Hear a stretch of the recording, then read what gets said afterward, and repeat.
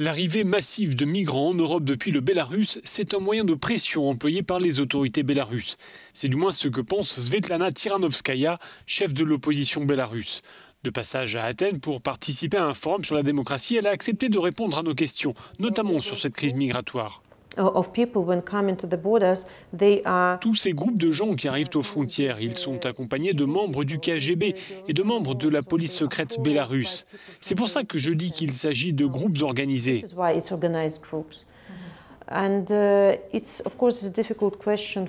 Bien sûr, c'est une question difficile pour l'Europe. Que faire de ces personnes qui arrivent? Car ces migrants sont en fait les otages du système. Ils ne sont pas coupables des agissements du régime, ils en sont victimes. Mais vous, les Européens, vous ne devriez pas accepter un tel chantage de la part du régime bélarusse. Le président Loukachenko compte organiser un référendum constitutionnel, une réforme qui prévoit une redistribution des pouvoirs et l'officialisation d'un nouvel organe directeur, l'Assemblée populaire pan-bélarusse. L'opposition n'accorde aucun crédit à ce référendum. Ce référendum, c'est de la poudre aux yeux destinée à leurrer les Européens.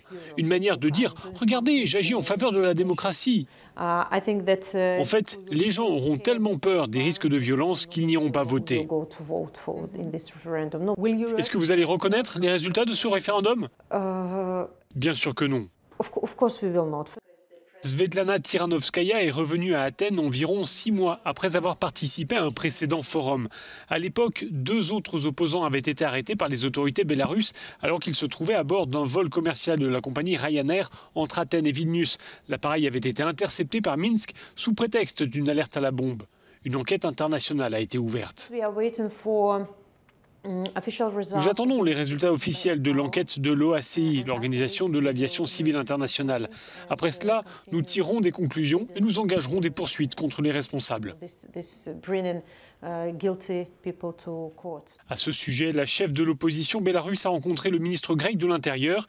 Des discussions portant sur la possibilité de saisir la justice internationale pour détournement d'avions.